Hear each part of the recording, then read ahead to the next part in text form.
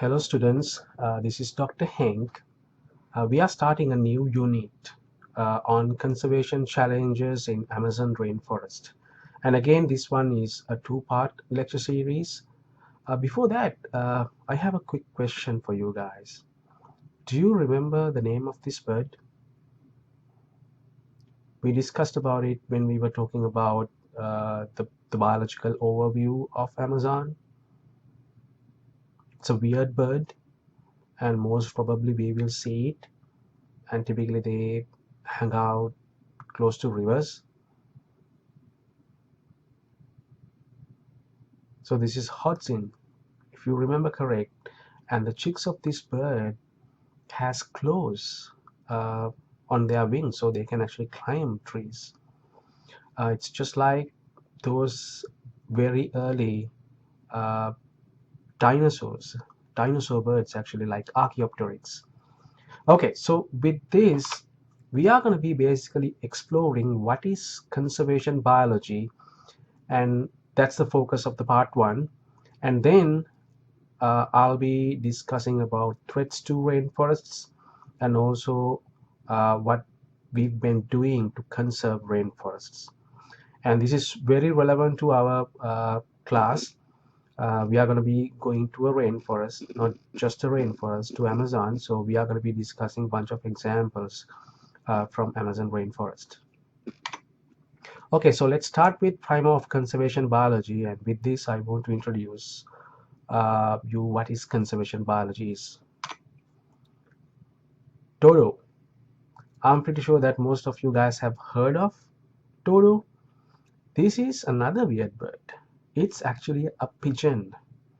It doesn't look like a pigeon at all, right? So that's what's gonna happen if you keep feeding on rich food in an island where there's no any predators.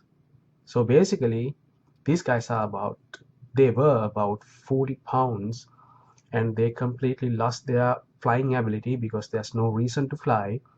There's no reason to evade from predators because there were no predators.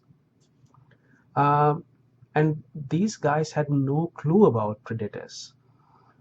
So in mid to late 1500s, Dutch sailors actually first visited these islands. Actually, it's island of Mauritius off the coast of Africa. When they first saw these birds, both sailors and I guess these birds were like confused. They did not see each other before. So basically, these dumb birds, that's how the Dutch sailors described these guys. They went exploring, sailors, and at the same time, this was easy food for sailors.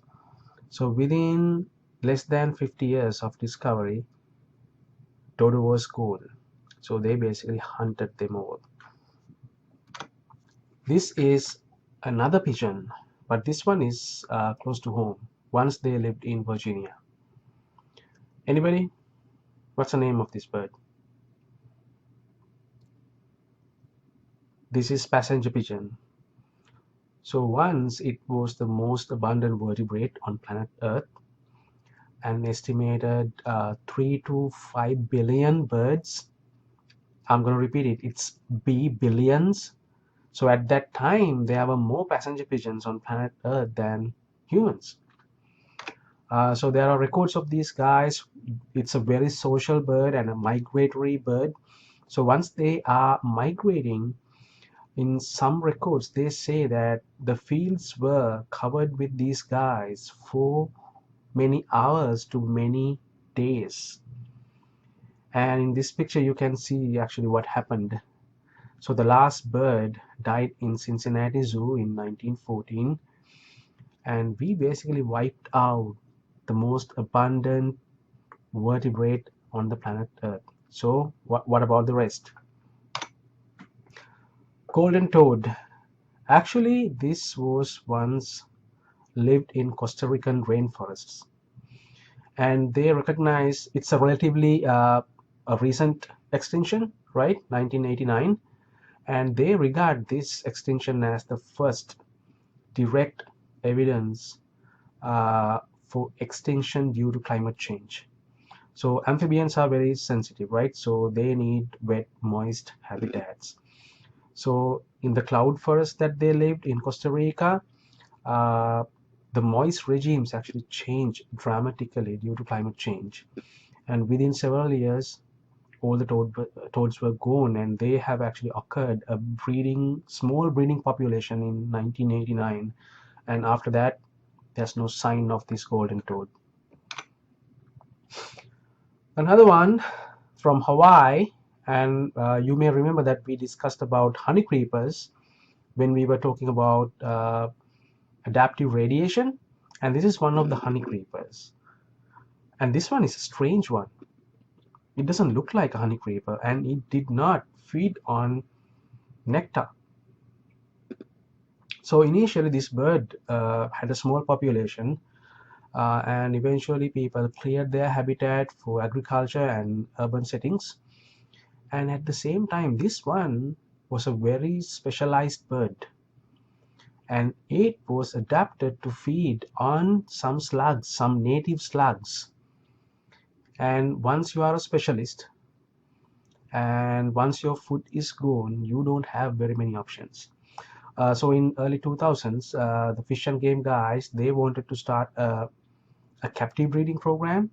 So they captured the last, presumably the last four remaining individuals into captivity, hoping to start a breeding program.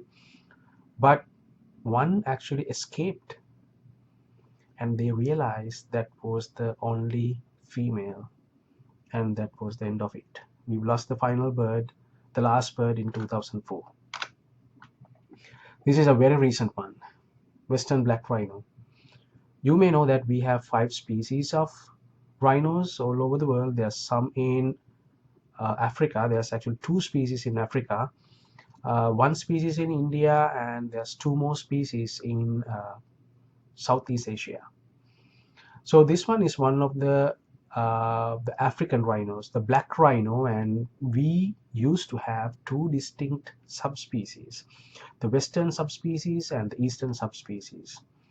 The last individual of the western subspecies died in 2013. So again, this very unique subspecies is gone, and the main reason was poaching. So let me ask this question: what is the root cause? Think about it.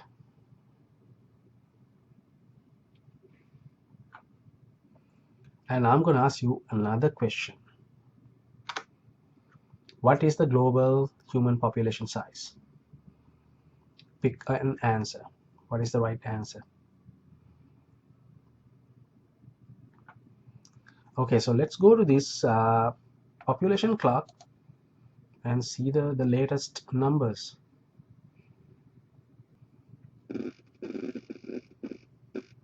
Look at this.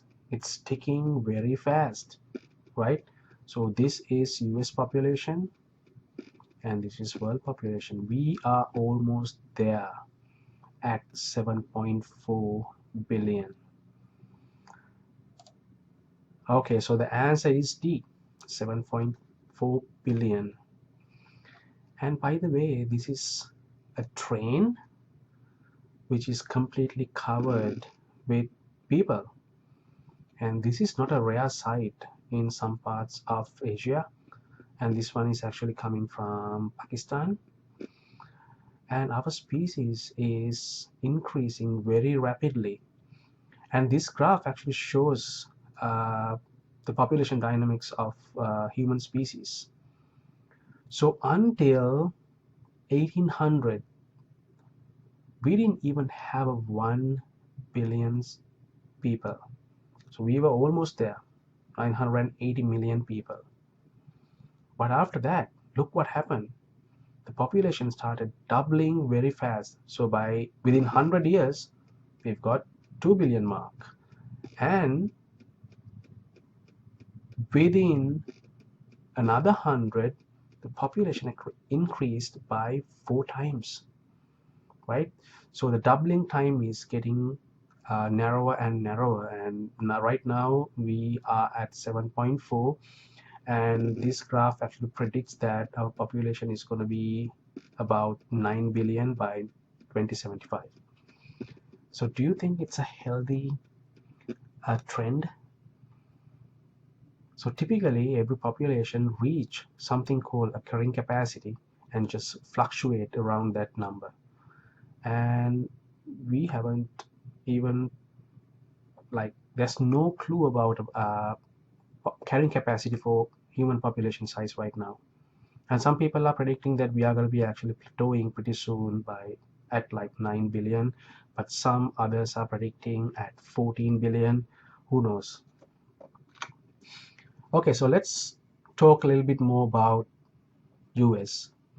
Okay, so the deal is, once our population is increasing, we need more food, we need more space to build things, we need lots of things, right? And then we have only one planet and we have to actually use more natural resources. So we started clearing more forests, we started hunting more species, and that's the crisis. So let's talk about the US and let's then do a comparison. So in US there's only like 325 million people. That's like 5% of the entire world's population. But we are using about 30% of all the resources on Earth because we can afford it, right? We are not only using them, we are making lots of hazardous wastes, including lots of carbon dioxide. We are the number one polluter in terms of greenhouse gas emissions. And 70% of all the waste of the world are coming from this country. And also, if you think about the energy, 1/4 of all the energy produced in the world is utilized by people in this country. So let's do a quick comparison. This is about energy use. So we are using uh, 5 times more energy than an average global person, average citizen of the world. And also compared to Chinese people, we are using 10 times more. Compared to Indians, we are using 28 times more energy. So I think you get the point. Okay, so this rapidly increasing material consumption actually is causing some issues for habitats, for species. A bunch of species are already extinct and some are already in the path of extinction. It's just a matter of time. And we are clearing most of the rainforests. We are building new cities. We are dumping lots of carbon dioxide. And very simply, we are making a lot of issues to the environment, right? So conservation biology is a recent response to that wave of global environmental challenges, which is threatening the biological diversity and ecosystem services, things like that. Okay, so what are the concerns? So threats to biodiversity is beyond comparison. So right now we are experiencing the highest rates of extinction ever recorded. So the background extinction rate is the natural extinction rate. So species always go extinct naturally. Right now, the present extinction rate is 1,000 to 10,000 times faster than the background rates, the natural extinction rate. And also, you may know that we have experienced 5 mass extinctions in the geologic history.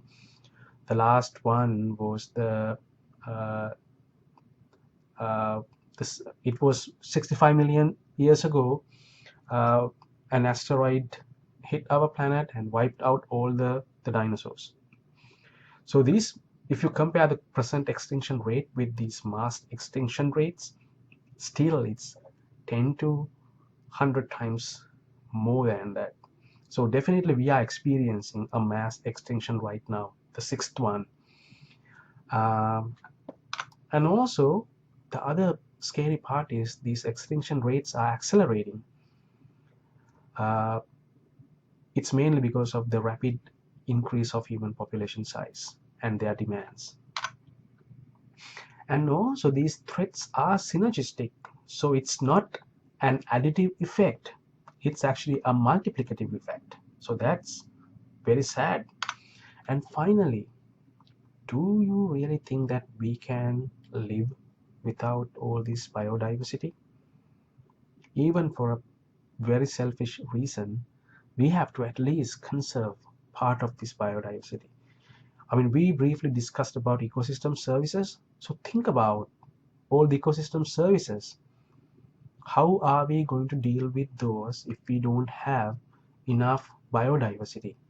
Who's going to filter our water? Who's going to provide our food? Who's going to provide our medications? So even for a selfish reason, it makes sense that we need to do something. I'm going back to extinctions, and this graph actually shows us the distribution, the global distribution of extinctions.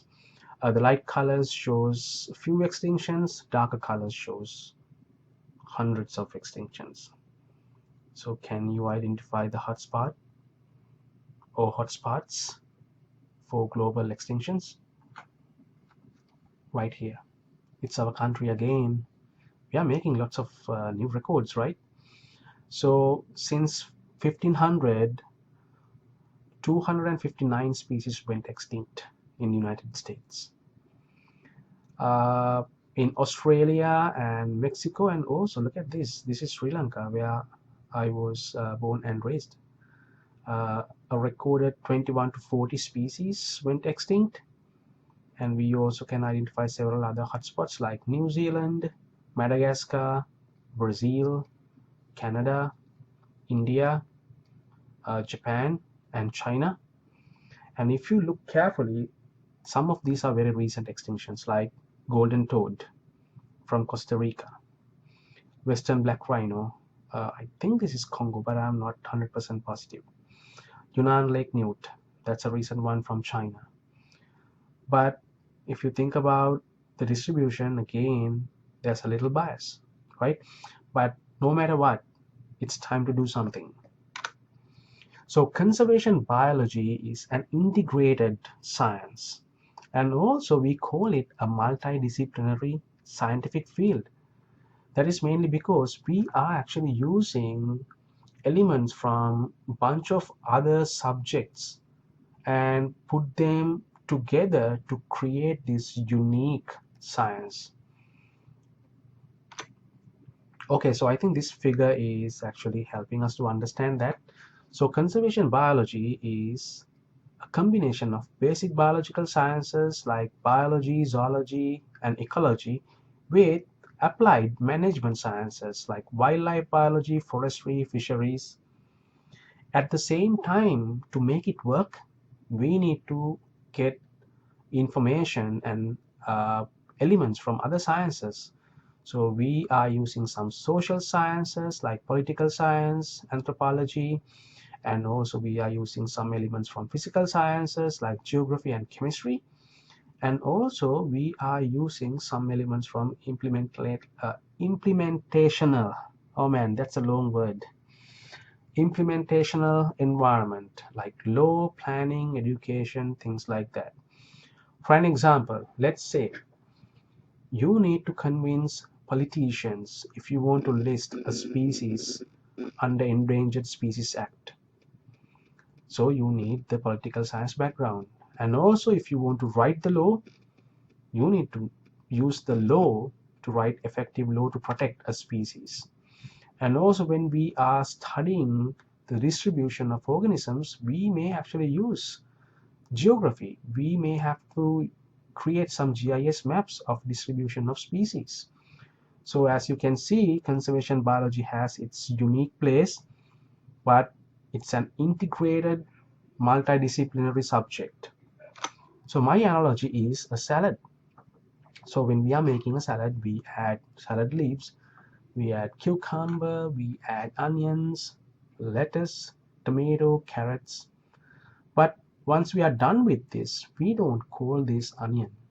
We don't call this tomato. We call this a lettuce. So likewise, conservation biology is a very unique discipline. It's a scientific discipline, and It's a combination of a bunch of other disciplines. Okay, so let's talk about the major goals of conservation biology. So there's three major goals. The first one is document the full range of biological diversity. If you remember, we have scientifically described only a fraction of all the species on planet Earth. So that's why we need to actually describe the rest. I don't know whether we are going to be ever catching up with this task, but we need to describe things. We need to get to know them better, to understand the species and their ecological roles. And also, when you are listing them under Endangered Species Act, you need to have a proper name. So that's why we need to actually document the full range of biological diversity. Second one, investigate human impacts on species, communities, and ecosystems. So this is the most important element. It's clear that humans are impacting on species and ecosystems negatively, and we need to have a better understanding of this impact. Without a better understanding of this impact, it's really hard to develop practical approaches to deal with those. So our goal is to actually stop extinctions, right? And we have to do it in many ways. One of the major ways to do it is habitat protection. So our goals are to prevent extinction of species, and also we must preserve the genetic diversity. And genetic diversity is very important, as you may remember. Without that diversity, your adaptability will be very limited, and the environment is changing rapidly. If you don't have that adaptability, you are doomed. And also, we have to develop practical approaches to protect and restore biological communities and functions. And think about all the ecosystem services here. I mean, if you don't want to do this for other species, at least think about you, think about your kids, think about your future generation. You must do something right now. Otherwise, it's clear that we are going to be in some deep trouble. At the same time, conservation biology is actually a little bit different from other science discipline because it's a crisis discipline. So when we are dealing with, uh, let's say, a very small population of this particular organism, we don't know much about this particular one. We don't know what it actually eats. We don't know how it breeds, but we know that its population is declining rapidly, and we know that we have to do something right now. So basically, you have to act before knowing all the facts. So you have to utilize your gut feeling with available information to come up with something effective. So sometimes these actions will work, sometimes not. So if not, we'll collect more data, we'll change the action plan, and we'll try our best to make it a workable uh, plan. So conservation biology is, for the most part, it's work in progress. Okay, we are going to talk about a case study so you guys can actually understand what is conservation biology and how it works better. Any thoughts on this species? And how many of you guys have seen this?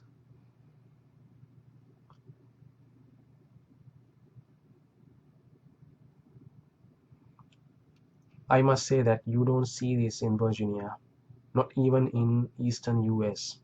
You may see something similar, but this is California condor. So this is the largest land bird in North America. Sometimes it has wingspans close to 9 feet, and it's a vulture. We do have some vultures in eastern US. We have both black vultures and turkey vultures, and they are very common.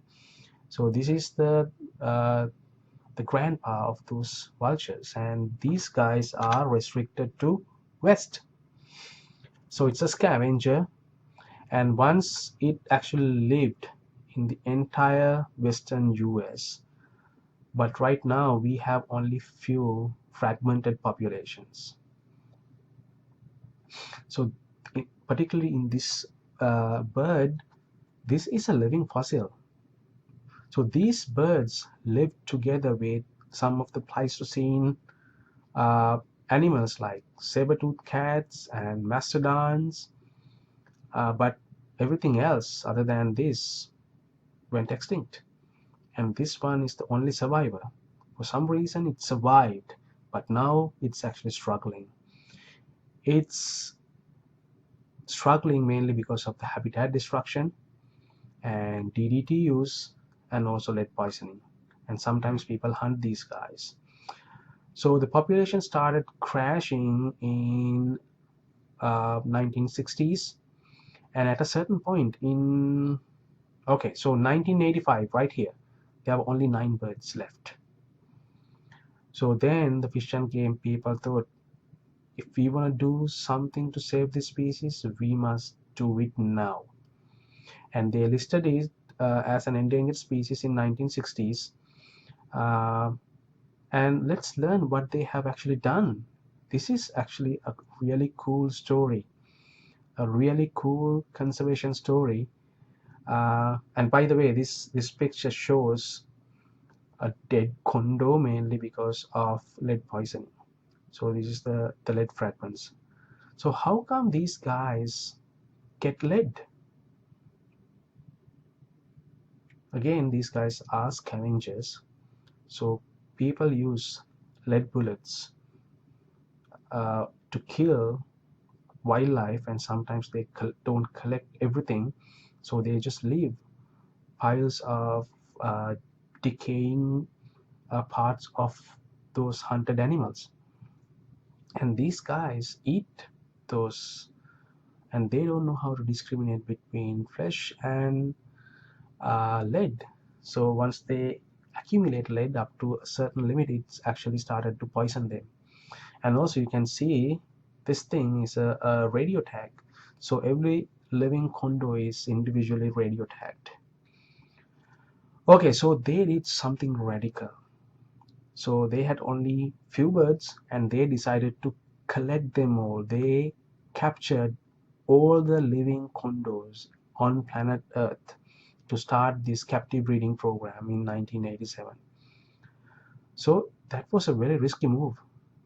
And we didn't know much about this bird. This is a long-lived bird, and we knew some of information about their biology and ecology, but we didn't know everything, especially their breeding. So if you want to do a captive breeding program, you have to be an expert, right? But they took the risk. But luckily, uh, the the captive breeding program worked. So they built some captive breeding facilities, some in Utah, some in California. The main one is San Diego Zoo. So in this picture, you can actually see a chick hatched in a lab, and this is actually a puppet. Someone is actually trying to feed this chick, and the idea was to minimize human contact. But as you can see, it's really hard to minimize the human contacts with such a captive breeding program. So they had some success. So the population increased to almost 300 birds in 2005, uh, wild and captive, and they've been actually continuously adding these captively bred condos to the population. Okay, so now I'm going to actually show you uh, a figure summarizing the numbers for California condos. There's several groups here, so have a very careful look and decide whether this captive breeding program is working or not. I'm going to give you 30 seconds.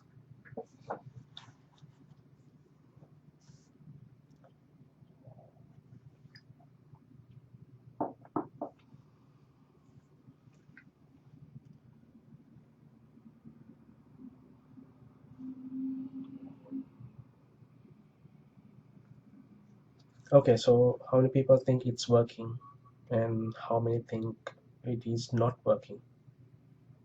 Let's see. Okay, so I'm going to start with the free flying population. And these are the gray bars, right? So clearly it's increasing. So the free flying population is increasing mainly because they are actually releasing captively bred individuals. And this line actually shows the number of releases, number of birds released, which came from this captive breeding program. But if you compare this line with these, you can clearly see that all the birds uh, released were not surviving, right? And that's why we have this line right here. So this is dead or permanently removed. So that number is increasing too. So they are releasing lots of birds. As a result, the free flying population is increasing. At the same time, we are losing lots of birds. And also, this one is interesting, the wild fledge. So until 2005, there's no any signs of natural reproduction of these guys. But it started increasing very slowly after 2006. So now there's some natural reproduction, natural fledging, but it's very limited compared to the overall population size. And this program actually sucks up lots of money, like millions of dollars every year. So there's some success, at the same time there's some challenges. So as you can see, there's very low natural reproductive success. So what's going to happen if you just stop this captive breeding program right now without any human intervention? Do you think that this species can survive? This is an iconic species, right? So it's questionable. And still, lead poisoning is one of the, the leading causes for mortality. In California, they actually banned using lead ammunition, but in other states, it's not the case. And most of these captively bred individuals have human-oriented behavior. So that's actually disrupting their natural behavior. And it may actually increase their proneness to human hunting. And the most challenging thing is the habitat. So these guys once lived in vast plains, savanna-like habitat.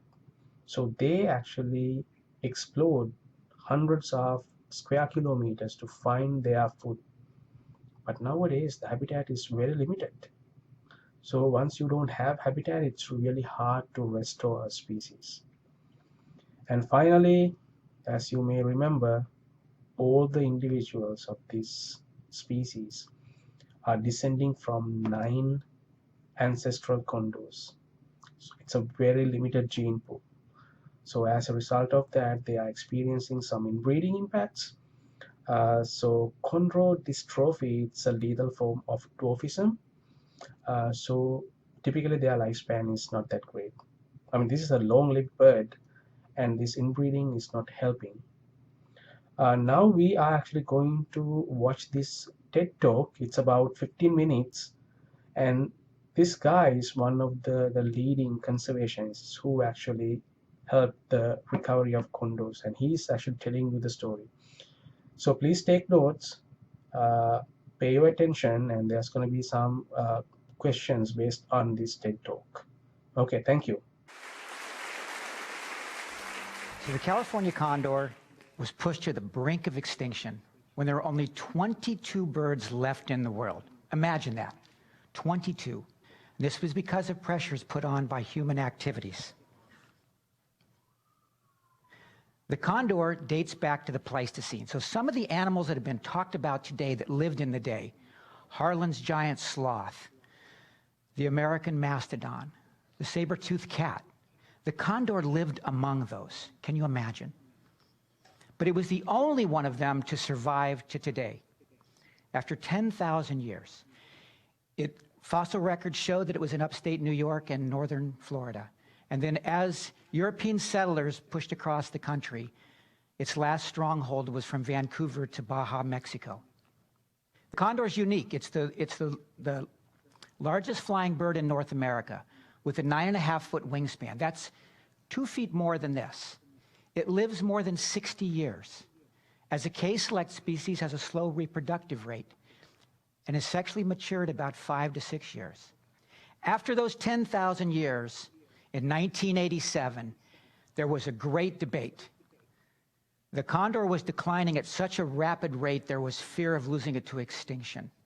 It was from contaminants in the wild, such as lead and DDT, and electrocutions and collisions with power lines and power poles. On one hand, a group of people were saying, let the species die in dignity. On the other hand, a group of people saying this was not a naturally occurring extinction and that we had a responsibility to intervene.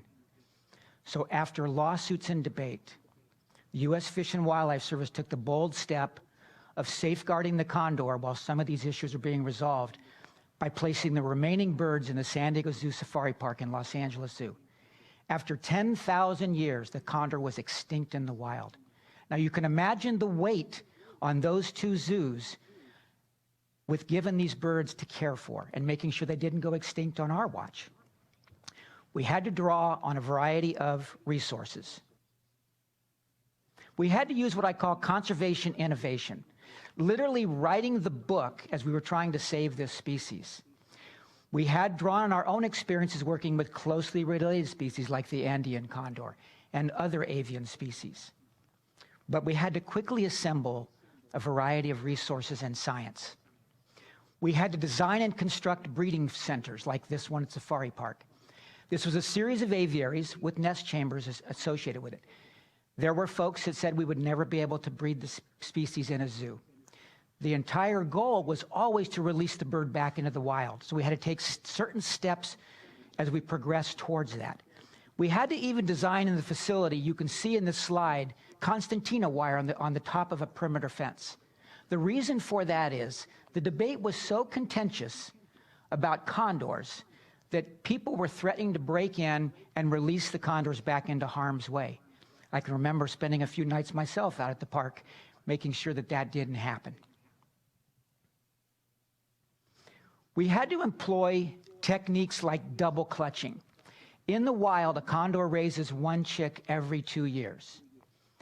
But by using this technique of double clutching, we removed the first egg and placed it safely in an incubator and then hatched it. That allowed the parents to raise what's called a replacement egg. So in that same 2-year period, we were able to produce 4 chicks instead of the just 1. Now, we were concerned about the birds imprinting. Again, the goal of releasing them back into the wild. And so we developed hand puppets. And just to the side of that hand puppet is one of our dedicated keeper staffs working round the clock to feed and care for that chick. That puppet became its lifeline.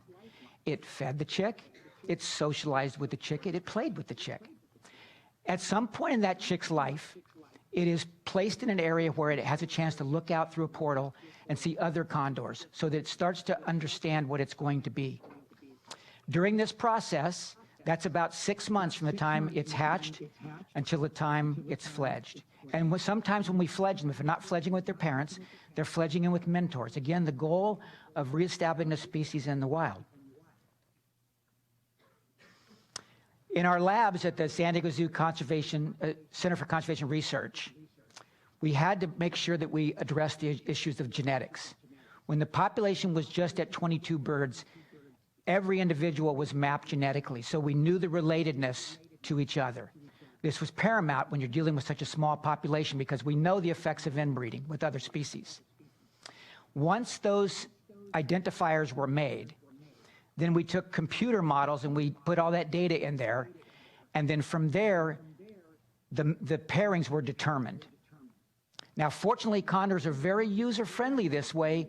When we put just 2 birds together, just based on data and not behavior, most times they reproduced. This was imperative. Also in those same labs, for the first time, a process was developed to determine the gender of birds using DNA. This was from membranes left in the hatched eggs. This was really important for us also as we started to establish those new pairings, that we were able to put them together at the appropriate ages, because otherwise we'd have to wait 5 or 6 years to be sexually mature to know what genders they were. Also, in genetically managing the population, we had to make sure that as we established new breeding centers and we started to put birds back out in the various release sites in California, Arizona, and Baja, Mexico, that we wanted to replicate the genes so that in the event there was a catastrophic event like a wildfire or a disease outbreak, we had safeguarded all the genetic lines. Now, some of the known factors, as I mentioned, with causing the demise and decline of condors was the collision with power lines and roosting on power structures. Now, you ask, roosting on a power structure, a lot of birds do that. But with a 9.5-foot wingspan, they would touch wires and transformers and electrocute themselves. So we used a technique working with a local utility company to receive power poles. These mock power poles we would then wire to deliver a mild electric charge. Condors are a very bright species, very inquisitive. Bright enough to know that if it landed on one of those power poles and received a shock, once or twice they would stop that behavior. That behavior modification directly translated to what happened in the field. When we released condors back into the wild, they stopped roosting on some of those areas that had been hazardous to them. Now, they still landed, or they still flew into some power lines, and the reason for that is when you evolve like a condor and you make your living by riding thermals, you don't need to look ahead when you're 1,000 feet in the air. And when you came up to a ridge line riding a thermal and there was a power line there, it created these collisions. But the utility companies, once they realized that, started to bury their power lines in those key areas. Now, in a program like this that's been going on for 30 years, some of these factors you can anticipate, some you can't. No one could have predicted that West Nile virus would arrive in the United States in 1999 and quickly sweep across the country, taking with it human life as well as a lot of avian species. And the condors were not immune. We lost condors to West Nile virus. But the Center for Disease Control developed a vaccine that we used that required us to vaccinate every condor in the population. Easy to say, a little more difficult to do when you've got birds in the wild as well as in the breeding centers. And once they're vaccinated, then they have to receive a booster every year. Rather monumental thing that we have to do, but to safeguard the population. Now, one of the things that we also learned is the environment that we're putting condors back into was fairly dirty, and we underestimated that.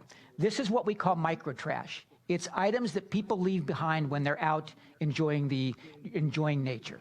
It's bottle caps and pieces of glass and plastic and electrical devices. And you can see by this radiograph that microtrash in the body of a condor. Requires surgery to remove it. For the parents, they ingest this microtrash. We're not completely certain why, but the theory is that condors, during certain times, take in small pieces of bone for calcium, particularly when females are getting ready to lay an egg. That behavior, it seems, has drifted to picking up these small pieces of what they believe are bone, and it's actually microtrash. Now, condors serve an important ecological niche. They're a scavenging species. Why that's important is because they clean up the environment when an animal dies. They go down and feed on those carcasses. Growing in those carcasses are toxins like botulism and anthrax. Those are harmful to us. They're certainly harmful to other species of wildlife. And condors are immune to these types of toxins. And so they clean it up. But in that behavior, they're indiscriminate feeders when they're feeding on a carcass. They're ingesting tissue and organ and small pieces of bone. And sometimes they ingest lead from sport hunting. Now, I have to tell you that hunters have been on this planet since the dawn of man. And the hunting community generates $8 billion a year for conservation. And it's important that the programs like that are sustainable. But as condors ingest this lead, it's toxic to them, as it is to other life forms. This is a radiograph of a piece of lead that was taken out of a condor. Now, some of our greatest conservationists, I have to say, people like John James Audubon, President Theodore Roosevelt, were avid hunters, but they were more passionate conservationists. So it isn't an issue of sport hunting, it's an issue of toxin in an environment. And one of the ways that it is through lead. Now, we've had lead in other products. We had lead in paint. And we found out that children mouthing on their toys, chewing on their cribs, were ingesting lead through paint. And it was removed from that product. It was removed from gasoline. Lead was even removed from shotgun shells and replaced with steel because it was causing problems with waterfowl. So we have the ability to make adjustments in programs like this as it affects wildlife and humans. Now, in a program like this, we also have to anticipate what the next challenge might be. And I have to say that with wind turbines coming into the United States, it is a good green initiative to reduce our consumption of fossil fuels. And wind energy is one of those alternatives. And to date, there's never been a condor taken by a turbine. But turbines have affected other raptors like eagles and hawks. And so we're working with utility companies, these wind energy companies, to develop techniques to reduce the threat. One way to do that is looking at condors and how they utilize their habitat through spatial ecology. That's not just looking at how condors fly north, south, east, and west, but how they fly in that third dimension in elevation. And working with companies to see if they're willing to adjust a field based on a condor's activity. And understanding why condors use the habitat that they use. That's part of the research that's going on. Another way that we're working with utility companies is early detection systems. Condors outfitted with devices that would send a signal as they proceeded towards a turbine field, one that's existing or one that's in planning. What that would allow those energy companies to do is turn down or turn off those turbines as those condors were flying through. In a program like this, it is imperative to have collaboration from so many different people and organizations.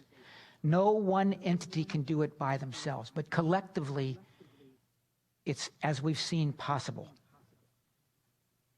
So where are we today? We started with 22 condors left in the world.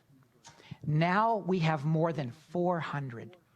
More than half of those flying free in the skies of California, Arizona, and Baja, Mexico. The program has gone full cycle, whereas you can see there's an egg in the wild that's about to hatch. That dark spot on that egg is a pip site. That is a chick about to emerge. And the picture on the bottom right shows a chick that hatched in the wild. Birds that were raised in zoos and breeding centers and released are now carrying out the life cycle themselves in the wild.